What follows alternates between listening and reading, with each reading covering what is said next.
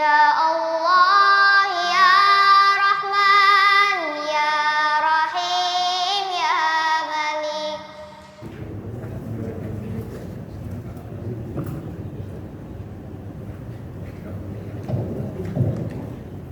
Bismillahirrahmanirrahim. Assalamualaikum warahmatullahi ta'ala wabarakatuh. Waalaikumsalam warahmatullahi wabarakatuh. Nastafihul jalsata mithla ma nawahu ahluna wa aslafuna wa aba'una salihun. Allahu yudkhilu niyatina fi niyatihim wa a'malana fi a'malihim wa maqasidana fi maqasidihim. Al-Fatihah ila hadratin Nabi Muhammadin sallallahu alaihi wasallam wa ala alihi wa ashabihi wa azwajihi wa dhurriyyatihi wa ahli baitihi ajma'in. Al-Fatihah bi niyatina salihah. Anna Allah al-Karim yaftahu alaina futuhal arifin wa yufaqqihuna fid din wa yu'allimuna at-ta'wil wa yahdina ila sawa'is sabil wa yufidu ala qulubina ma afadahu ala qulubi ibadihi as-salihin. Anna Allah al-Karim yarzuquna kamal al-ikhlas wal yaqin wa yaj'aluna min ibadihi al-muttaqin. Wa ala kulli niyatina as-salihah. Al-Fatihah. A'udzu billahi minasy syaithanir rajim. Bismillahirrahmanirrahim. Alhamdulillahi rabbil alamin. Arrahmanir rahim. Maliki yaumiddin. Iyyaka na'budu wa iyyaka nasta'in. Ihdinas siratal mustaqim. Siratal ladzina an'amta 'alaihim ghairil maghdubi 'alaihim waladdallin. Amin. Pertama kita bersama-sama membaca Sayyidul Istighfar seperti biasa. Bismillahirrahmanirrahim. Allahumma anta rabbi la ilaha illa anta khalaqtani wa ana 'abduka wa ana 'ala 'ahdika wa wa'dika mastata'tu.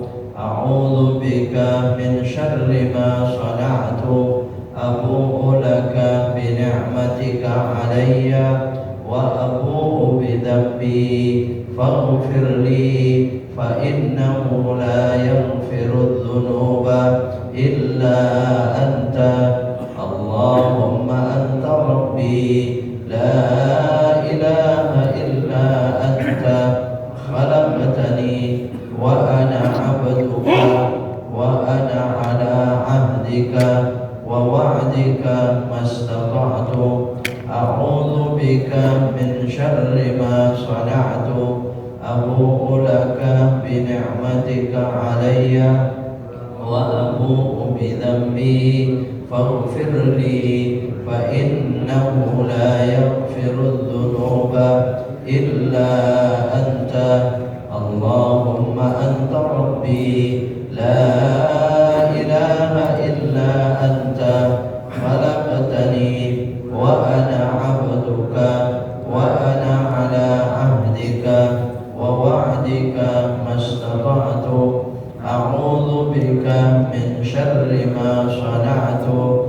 Abu'u laka bi ni'matika 'alayya wa abu'u bi dhanbi faghfir li fa innahu la yaghfiru dhunuba illa anta. Bismillahirrahmanirrahim. Alhamdulillahi rabbil alamin.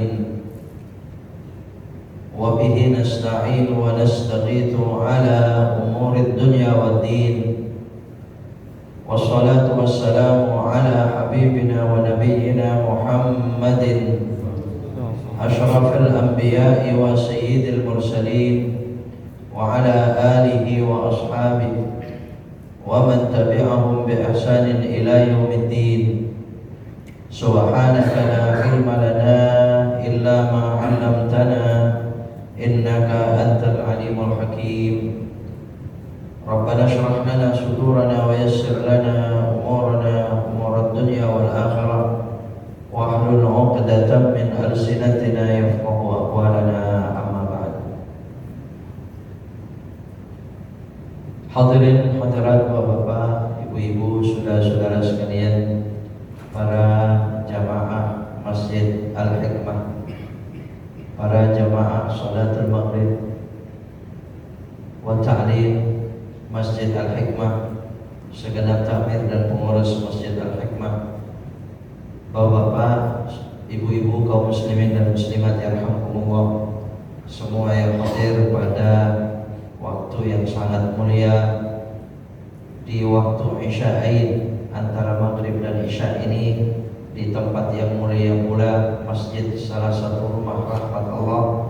Insyaallah kita semua dengan segala ketaatan, keikhlasan kita beribadah, insyaallah kita semua hamba-hamba Allah yang selalu dimuliakan oleh Allah Subhanahu wa taala.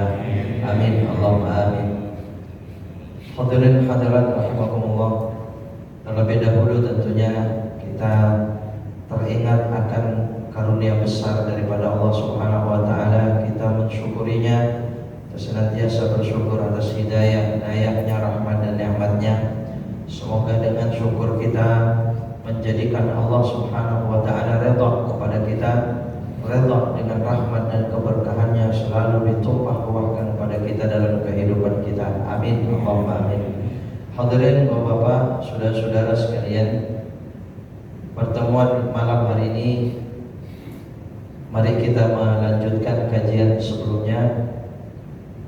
Dalam kajian Tazkiyatun Nafs adalah salah satu di antara sekian banyak perintah Allah Subhanahu wa taala yang kita maklum seluruhnya tidak ada satupun daripada perintah Allah kecuali semua untuk kemaslahatan kita, untuk kebaikan kita, untuk kebersihan hati kita. Dan tidak ada pula dari larangan Allah Subhanahu wa taala, hal-hal yang diharamkan oleh Allah, kecuali semua itu karena sayangnya kepada kita, karena rahman dan rahim Allah untuk membersihkan kita dalam hati dan jiwa kita. Hadirin rahimakumullah, Syekh Abdullah Ibn Alawi Al-Haddad, beliau mengatakan, i'lamu ma'asyiral ikhwan, faqahana Allah wa iyyakum fid din wa alhamana rasyada wa a'adana min syarri anfusina. Semoga Allah Subhanahu wa taala menjadikan kita, kata beliau, orang yang sangat mengerti tentang agama.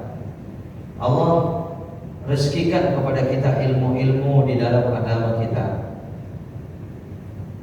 Dan Allah Subhanahu wa taala setiap saat semoga memberikan ilhamnya atau mengilhamkan kepada kita petunjuk-petunjuk dalam perbuatan-perbuatan, ehwal, apapun tindakan yang harus kita lakukan, itu semua dalam ilham dari Allah Subhanahu wa taala, yakni petunjuk-petunjuk yang benar dari Allah Subhanahu wa taala. Wa a'adana min syarri anfusina, dan beliau masih mendoakan kita semua, semoga Allah Subhanahu wa taala melindungi kita semua dari buruknya hati dan jiwa kita, batin kita, yang apabila batin itu yang buruk, maka sudah pasti lahir kita ikut menjadi buruk. Maka saudara sekalian rahimakumullah, beliau menjelaskan salah satu media yang sangat tinggi, yang sangat bagus yang diberikan oleh Allah Subhanahu wa taala dalam syariat agama kita ini adalah salat yang selalu kita lakukan. Dikatakan anna salata imaduddin, bahwa salat itu adalah tiang agama. Ya, kita orang beragama, agama Islam, ya tiangnya salat. Ya kita maklum kalau sudah tiang, Pak, ya, tiangnya bagus, ya tegak itu bangunan yang dengan bagus. Wa ajallu mabadil Islamil khams, dan paling agungnya semua dasar-dasar di dalam Islam atau rukun Islam, ba'da asyhadataini, setelah dua kalimat syahadat. Artinya di dalam rukun Islam, salat itu menjadi dasar yang kedua setelah bersyahadat. Wa mahalluha minad din ala ra'si minal jasad, Adapun penempatannya di dalam agama, sholat itu mahalluha minad-din mahallur ra'si, seperti kepala kita. Minal jasadi, dari jasad kita. Fakama annahu la hayata liman la ra'sa lahu. Kita tahu ayat tubuh manusia, badan yang tanpa kepala, ya tidak akan pernah hidup. Ya, kira-kira kalau ada orang tanpa kepala itu hidup terus, orang apa nih kira-kira ini Pak? Ya orang menakutkan, begitu kan? Orang mengerikan Pak. Masa iya ada orang tanpa kepala bisa hidup? Tapi baru-baru ini ada info katanya tanpa jantung hidup Pak. Ya? Atau mungkin jantungnya itu katanya jantung buatan. Ya, jantung buatan yang dia kemana-mana itu bawa tas. Jadi jantungnya ada di dalam tas itu. Ya, wallahu a'lam itu ya. Ya info-info sekarang ini Pak. Wallahu a'lam, zaman seperti sekarang ya bisa dirubah-rubah organ-organ tubuh apa dan sebagainya. Ya tentu itu menunjukkan kekuasaan Allah juga. Manusia diberikan ilmu dan kemampuan, tapi tetap bukan semata-mata manusia. Jadi beliau katakan wa mahalluha, ya, tempatnya salat itu menempati kepala di badan kita. Salat di dalam agama seperti kepala di badan kita. Tanpa kepala nggak hidup. Tanpa salat ya agama mati. Fakadzalika la dina liman la salata. Makanya dikatakan tidak ada agama bagi orang yang tidak salat. Saya kurang tahu masih ditemukan atau tidak. Mudah-mudahan sudah tidak ada lagi di sekitar kita yang orang jelas agamanya di KTP-nya tapi masih saja belum salat. Masih ada nggak kira-kira Pak? Masih. Lah ini agamanya bagaimana itu Pak? Itu meledekin agama itu. Agamanya apa Pak? Islam, salat. Enggak. Jadi ngeledekin agama, agamanya agama mati. La salata liman la dina lah. Tidak ada salat, tidak ada la dina liman la salata. Tidak ada agama bagi orang yang tidak salat. Kadzalika warada fil akhbar. Begitulah diceritakan di dalam banyak hadis-hadis Nabi sallallahu alaihi wasallam. Ja'alana Allahu wa iyyakum minal muhafizina 'alas shalah. Semoga Allah Subhanahu wa taala menjadikan kita semua termasuk orang-orang yang sungguh sangat menjaga terhadap salat. Nah, akan berikutnya banyak sekali dan panjang sekali wa minal muhafazah wa minal muhafazah, yang harus kita jaga, yang harus kita jaga. Kalau ingin kita tazkiyatun nafs, kalau ingin kita membersihkan jiwa kita, ada beberapa hal yang harus dijaga, dan termasuk yang sangat panjang itu tentang di antara atau sekitar sholat. Apanya saja itu sholat yang harus dijaga. Insya Allah sudah bukan kajian baru, tapi kita sudah mengamalkan sekian lama. Namun insya Allah mari agar menjadi kekuatan bagi kita ya. Jadi lebih semangat lagi kita menjalankannya, menjaganya. Insyaallah Ta'ala mendoakan kita, semoga kita semua Allah jadikan orang-orang yang betul-betul sangat menjaga terhadap salat. Al-muqimina laha, yang muqimin yang betul-betul orang mendirikan salat. Aqimus salat. Saya pernah menyampaikan tempoh hari itu Pak, saya teringat ya tentang kenapa kok iqamatus salat, kok bukan ya'maluna sholata amilu as-shalah, bukan ya. Kenapa kok mendirikan sholat, kok tidak melakukan sholat? Hampir seluruhnya ketika berbicara orang melakukan sholat itu ya kata-kata aqama yuqimu. Al-muqimina laha, orang-orang yang betul-betul mendirikan sholat, bukan hanya melakukan sholat, tapi betul-betul mendirikan sholat. Kalau cuma melakukan ya sekali cukup, namanya cuma melakukan, atau asal melakukannya. Tapi namanya mendirikan, tergantung atau harus dengan beberapa unsur. Ada syarat, ada rukun, betul tidak, yang harus diketahui, harus dipakai semuanya, dijalankan semua itu dengan segala kesempurnaannya. Itu muqimin.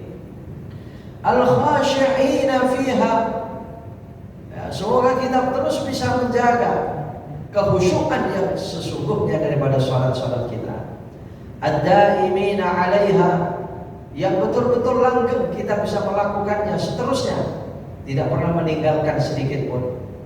Fabidzalika amarallahu ta'ala, oleh karenanya Allah perintahkan ibadahul mu'minina fi kitabih, kepada hambanya orang-orang mukmin di dalam kitab Al-Qur'anul Karim, wa bihi wasafahum, dan Allah dengan perintah supaya daimuna 'ala shalah, supaya terus-menerus langgeng melakukan salat dengan segala kekhusyuannya itu. Maka Allah bercerita, Allah berfirman, hafidhu 'ala shalawati was-salatil wusta wa qumu lillahi qanitin. Hafidhu 'ala shalawat, Allah berfirman, jagalah salat itu. Shalawat di sini bukan shalawat kepada Nabi. Salatun, sholawatun artinya banyak ya. Bisa sholawat, bisa salat, bisa doa, bisa tempat-tempat ibadah. Itu tergantung tarkibul kalam, susunan katanya seperti apa. Jagalah salat-salat itu. Jadi Allah tidak mengatakan hafidhu as-salat, enggak begitu, tapi as-shalawat jamak. Karena salat banyak sekali, apalagi kalau dengan sunnahnya. Itu semua juga harus dijaga. Ya, mulai daripada syarat rukunnya, menjaga waktunya. Bahkan kita ingin yang utama daripada sholat itu, yang afdalnya seperti apa, itu hafidhu semua. Ya, sebaliknya dari hafidhu ini, ya, sahur adalah sholat yang sahur. Nah, orang sholat sahur itu tidak hafidh, tidak menjaga sholatnya dia. Wassalatil wusta, dan disebut pula oleh Allah Subhanahu wa taala dalam ayat ini salat yang khusus, Pak. Salat tengah. As-salatul wusta, wusta itu tengah. Nanti akan dibahas salatul wusta itu salat apa. Wa qumu lillahi qanitin. Lihat ayat Allah di sini, Pak. Wa qumu, dirikan salat. Allah tidak memerintahkan laksanakan salat, tidak begitu. Selalu saja. Padahal ada kata if'alu as-salat, ya. I'malu as-salat, ya. Lakukan salat, amalkan salat, tapi tidak. Qumu lillahi qanitin. Dirikan salat itu qanitin, penuh dengan ketaatan kepada Allah. Nah, fas-salawat hiyal maktubat.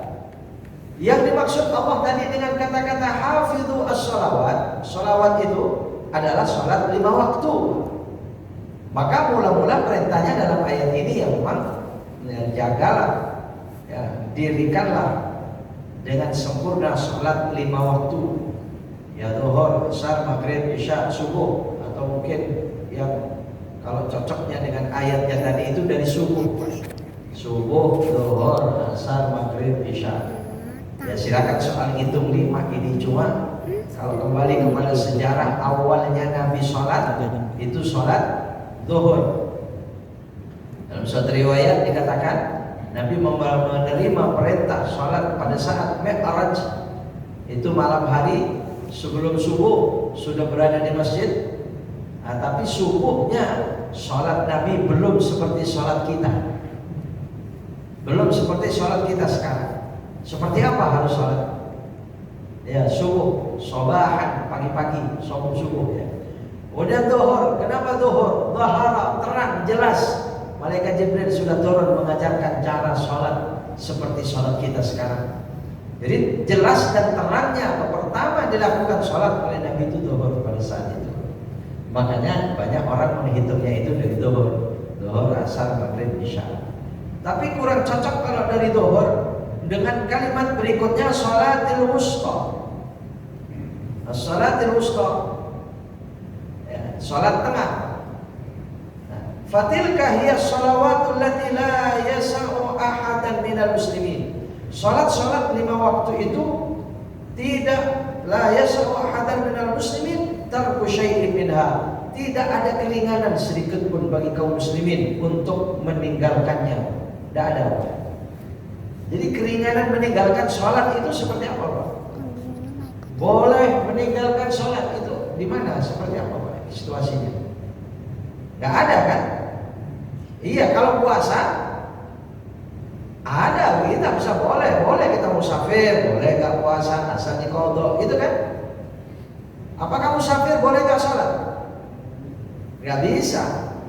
Orang sakit, sampai kepada orang yang sakitnya sudah sakit keras parah, tetapi akalnya masih ada, ya sadarnya masih ada, itu pun masih wajib sholat. Coba lihat, nggak bisa berdiri, duduk, nggak bisa duduk, tidur Pak, terserah tidurnya seperti apa. Ini kan menunjukkan ini, ya, bahwa sholat itu tidak adalah ya sama ada minal muslimin tarku syai'in minha, sampai kepada kedipan mata, nggak bisa apa-apa, cuma kedipan mata, itu niatkan sholat. Ya, kalau yang lain-lain Pak, coba zakat kalau mampu, haji kalau mampu, iya kan? Iya, tapi kalau sudah sholat, sudah Pak. Makanya orang dia gampang meninggalkan sholat itu, kadang sholat kadang tidak, ya karena tidak paham, ya karena kurang paham, kurang kuat kepahamannya. Ya, kalau paham yang sebenarnya dengan perintah-perintah semacam ini Allah yang memerintahkan, yang menghidupkan kita, yang menyiapkan segala kebutuhan kita, Dia yang memerintahkan semacam itu. Fi halin minal ahwal madama yaqin, dalam keadaan seperti apapun selagi dia masih sehat akalnya. Ada yang boleh meninggalkan sholat orang itu, dan dia dihitung sholat, ya orang yang akalnya rusak. Artinya dia tidak sholat itu dimaaf oleh Allah. Ya berarti kalau kita pengen tidak sholat harus rusak akalnya, ya. Wah, rasanya nggak ada yang mau ini Pak. Menolak semua kalau kita harus rusak akal, ya. Ya Allah, naudzubillah, naudzubillah. Ya, jadi orang itu tidak sadar, orang yang meninggalkan sholat itu sebenarnya karena akalnya rusak itu sebenarnya itu. Ya Allah. Nah ini madama yakin. Walau balagha bihi al-'ajzu wal maradu ila aqsa ghayatihi. Makanya Bapak Saudara sekalian, ya biasakan kalau kita ada orang sakit, keluarga sakit, ya memang harus dibimbing oleh yang sehat. Harus dibimbing ini waktu sholat, ya kan? Silakan sholat semampunya dia bagaimana ya? Sampai kepada kalau nggak bisa wudu tayammum, itu kalau masih bisa. Kalau sudah tidak bisa wudu, tidak bisa tayammum, sholat tanpa wudu, tanpa tayammum. Orang kalau sholat harus suci dari najis itu kalau bisa. Ada orang itu tidak bisa membersihkan najis di tubuhnya, ya selama-lamanya dengan penyakit yang dia derita, betul tidak? Itu pun sebenarnya masih tetap harus sholat. Ya Allah, ya kita kadang-kadang cuma ada perlu penting aja, kadang-kadang sholat sudah lewat Pak. Ya bagaimana dengan perintah yang semacam ini, dan sejauh mana kuatnya akal kita dan lemahnya kita, ya. Ya Allah, Allah lindungi kita, Allah berikan kepada kita semua kekuatannya. Ya la haula wa la quwwata illa billah. Ya, itu shalawatul maktubah, ya, yang disebut tadi hafidhu alas shalawat, ya, dan masih panjang lagi Pak. Ya, yang kita khawatirkan lagi, ya kalau tadi orang antara orang sholat dan meninggalkan sholat. Sekarang kita yang rajin sholat, kita tidak mengerti, kita hanya taat. Kita mentaati Allah Subhanahu wa taala dengan perintahnya sholat kita lakukan. Tidak pernah mengerti derajat sholat kita seperti apa, dan betulkah kita ini sholat kita itu betul-betul kita dianggap orang yang sudah sholat, ya. Karena ada orang sholat dihitung tidak sholat, ada orang doa dihitung tidak doa. Wah, ini yang ngeri Pak. Ya makanya perintahnya doa itu di dalam Al-Quran, idza da'ani, ya kan? Idza da'an, kalau betul-betul minta kepadaku. Karena ada orang berdoa tidak minta kepada Allah, atau mintanya itu seperti orang tidak minta, atau mintanya itu dihalangi oleh perbuatan salahnya sehingga dia minta sama dengan yang tidak minta, terhalang. Naudzubillah. Ada orang sholat juga demikian. Ya. Dan sholat selama dari takbir sampai salam kita pun tidak mengerti, Pak. Yang mana yang diterima dan adakah yang ditolak? Karena sholat yang diterima itu mayaqil, ma'uqala, yang akal, yang masuk akal. Artinya apa? Yang sadar sholat kita itu, yang kita lakukan dengan sadar. Pernah nggak melakukan sholat tidak sadar kalau kita sholat? Pernah nggak? Ya, kita sholat ini baca dalam sholat, tapi tidak sadar kalau kita dalam sholat. Sadarnya sedang di mana? Lah iya, pikiran kita kemana-mana kan? Ya Allah, jadi kalau itu termasuk ma'uqala, itu tidak termasuk dalam akal kita, ya, kita tidak sadar, Pak. Ya, innama yataqabbalullahu min sholatihi ma'uqala minha. Jadi ma'uqala minha. Di sini Bapak, saudara-saudara sekalian, semoga sholat kita seluruhnya dicatat baik oleh Allah dan diterima oleh Allah Subhanahu wa taala. Amin. Yang dimaksud sholatil wusta, sholat wusta, sholat tengah tadi ya. Sholatil wusta hiyal asru kama warada bihil hadisus sahih. Menurut hadis sahih itu sholat wusta itu adalah sholat asar. Sholat asar. Sholat asar itu sholat tengah, berarti hitungnya dari subuh. Kan ada 5, subuh, zuhur, asar, maghrib, isya. Berarti kalau dari subuh tengahnya sholat asar. Ini menurut sebagian daripada hadis sahih.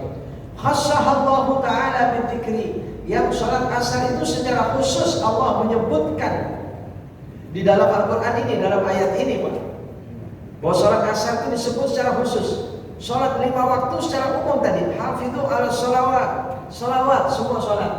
Wassalatil wusta, secara khusus sholat tengah itu disebut oleh Allah. Makanya hati-hati dengan sholat asar. Sholat yang pelaksanaannya termasuk yang paling berat dan malas itu sholat asar. Sudah kerja capek dari pagi, betul tidak? Mau berangkat sholat asar berat. Ya, kalau yang pertama kata Nabi, sifat orang munafik itu sholat isya dan subuh. Kemudian asar itu sampai disebut secara khusus oleh Allah. Li ziyadatil fadli wasyaraf. Karena apa? Karena sholat asar itu memang ada tambahan keutamaan dan kemuliaannya dibanding sholat-sholat yang lain itu. Ya. Wa dzalika ma'rufun wa masyhurun fil Islam. Ini adalah sangat terkenal dan sangat diketahui dalam bahasa dalam Islam. Hatta balaghana fi sababi nuzulir rukhsah fi salatil khauf, sampai kita maklum sebab turunnya keringanan dalam salat khauf. Ada keringanan dalam salat khauf. Ini adalah salat asar. Alal wajhil ma'hud, yang dilakukan salatul khauf, annal muslimina kanu ma'a Rasulillah sallallahu alaihi wasallam. Yang pada saat itu kaum muslimin mereka itu bersama-sama Nabi fi ba'dil ghazawat, dalam salah satu perang Nabi. Fa shalla bihim alaihi salatu wassalam salat adh-dhuhri. Pada saat itu Nabi salat zuhur. Mula-mula semacam itu. Nabi salat zuhur alal wajhil mahud, atas cara-cara yang memang diterangkan dalam salat khauf, salat waktu perang, dilakukan oleh Nabi. Tapi pada peristiwa itu wakana al-musyrikuna qariban minhum, ternyata kaum musyrikin musuh itu dekat dengan orang Islam. Tapi mereka itu ya Allah dengan izin Allah ya Pak ya, mereka itu tidak ada satupun tangan kaum musyrikin itu yang memukul kaum muslimin, yang memanah kaum muslimin. Padahal mereka dekat dengan kaum muslimin. Nabi tetap saja sholat zuhur yang dijaga oleh para sahabat kaum muslimin. Ini dia, kalau Allah sudah mau menahan tangan-tangan musuh, betul tidak? Sudah dekat semacam itu Pak, sampai sholat zuhur itu selesai. Ya, itu satu riwayat, coba. Makanya ketika Allah Subhanahu wa taala mengatakan ya ayyuhalladzina amanu dzkuru ni'matallah id hamma qaumun ay yabsutu ilaikum fakaffa aydiyahum ankum Wahai orang-orang yang beriman, ingatlah nikmat dari Allah Subhanahu wa taala. Ingatlah nikmat dari Allah Subhanahu wa taala, di mana ketika ada suatu kaum keinginannya tinggi, ingin merusak kalian, ingin membinasakan kalian. Mereka musuh-musuh Allah sangat tinggi, ingin membinasakan kita kaum muslimin. Tapi fakaffa aydiyahum ankum, ditahan tangan-tangan mereka itu untuk kalian oleh Allah Subhanahu wa taala. Ya, ini termasuk, Pak, saya tidak menafsirkan ayat ini ya, tapi ini tepat sekali seperti kejadian yang terjadi di negara kita pada saat sebelum negara kita merdeka. Dengan penjajah-penjajah, siapa yang menahan tangan-tangan penjajah itu? Menjadi kalah mereka dengan senjata yang sangat modern, dilawan dengan bambu, betul tidak? Ini sebenarnya, Pak, terjadi zaman Nabi SAW, terjadi perangan bersama Nabi kaum muslimin pada saat itu. Nabi bersama kaum muslimin sholat. Kaum musyrikin dekat sebenarnya. Kalau mau memukul kaum muslimin ya gampang sekali lagi sholat, Pak. Tapi ditahan oleh Allah Subhanahu wa taala. Ya. Falamma qariban minhum yarawnahum, falamma farahu min salatihim. Tapi ternyata ini lagi setelah Nabi selesai sholat, kaum muslimin sudah selesai sholat, ya qala ba'dul musyrikin, sebagian kaum musyrikin itu berkata, ya kedengaran karena memang dekat, lau aghartum alaihim wa hum fi salatihim la asabtumuhum. Andai kata kalian memukul kaum muslimin pada saat mereka itu sholat, oh sudah pasti mengenai mereka, pasti mereka itu kalah, begitu kan? Jadi mereka semacam menyesal, kenapa nggak dipukul tadi pada saat mereka sholat? Telat rencananya, Pak. Jadi pada saat sholat itu gagap atau mungkin bagaimana ya? Saudara-saudara sekalian rahimahullah, ya sekalipun orang sholat khauf itu memang yang satu sholat, yang lain menjaga, yang menjaga ini sholat, yang lain jaga, gitu kan? Faqala baqiyatul musyrikin inna lahum ba'da hadhihi shalah salatun. Sebagian mereka tahu bahwa kaum muslimin itu setelah sholat zuhur nanti akan sholat asar. Kaum musyrikin tahu itu. Akhirnya mereka berkata, ketahuilah, ya sudah kita gagal pada saat sholat tadi, tapi mereka nanti akan sholat lagi. Sholat asar. Ya, sholatun hiya ahabbu ilaihim min abaihim wa abnaihim. Wah, itu suatu sholat yang mereka sangat sukai. Ini kata kaum musyrikin. Kata orang musyrik itu mengatakan, yang satu sholat nanti akan dilakukan itu, mereka lebih cinta kepada sholat itu dibanding anak mereka, dibanding kepada orang-orang tua mereka. Ya'nuna al-asr, yakni sholat itu adalah sholat asar. Ya, mereka tahu sebenarnya kaum muslimin semacam itu, pentingnya perhatiannya terhadap sholat asar. Ya, hatta lil musyrikin, ya makluman hatta lil musyrikin. Mereka tahu itu. Wa qala ta'ala, dan Allah berfirman, munibina ilaihi wattaqu wa aqimus shalah wa la takunu minal musyrikin.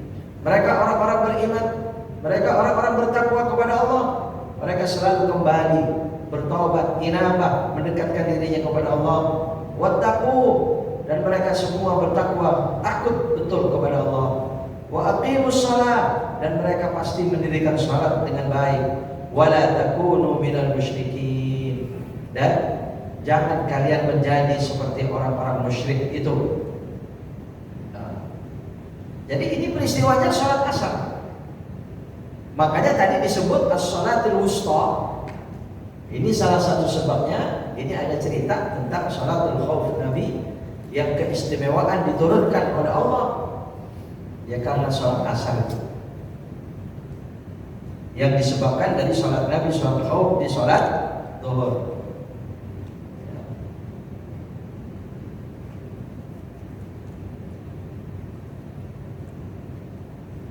Fanazala Jibril alaihi salam, maka akhirnya malaikat Jibril turun ala Rasulullah sallallahu alaihi wasallam, kepada Nabi sallallahu alaihi wasallam, bi sholatil khauf, dengan sholat khauf itu.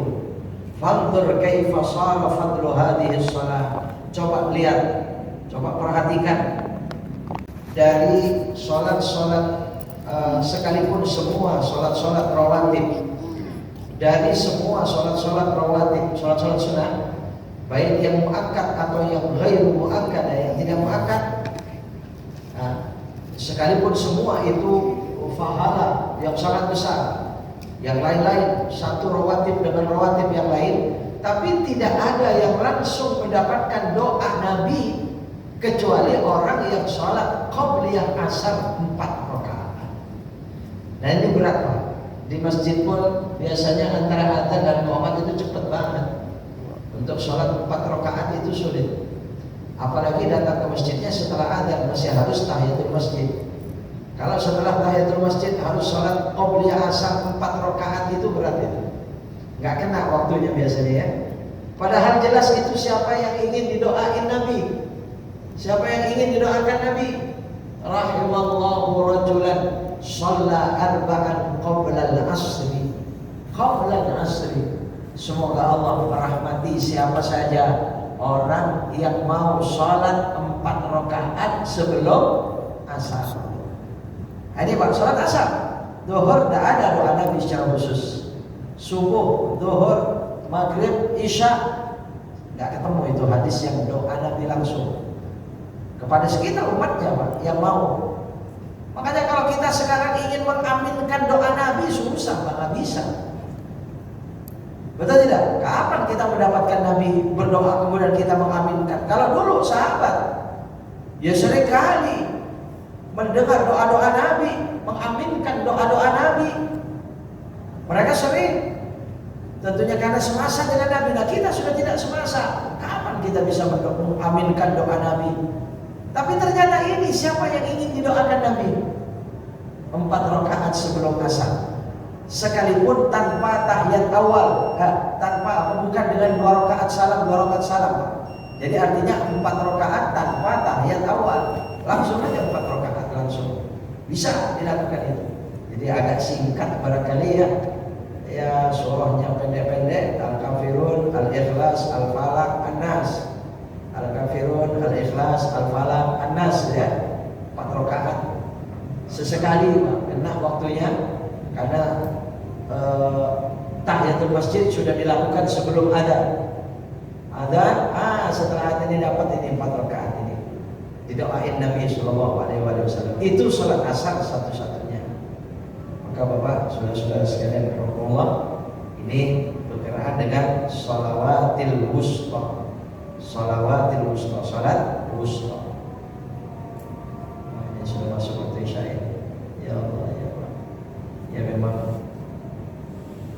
ta'lim ba'da maghrib ini sangat terbatas ya Pak ya. Jadi untuk saya untuk perhatian waktunya, untuk memberikan waktu tanya jawab 10 menit sebelum adzan itu selalu saja kelewatan.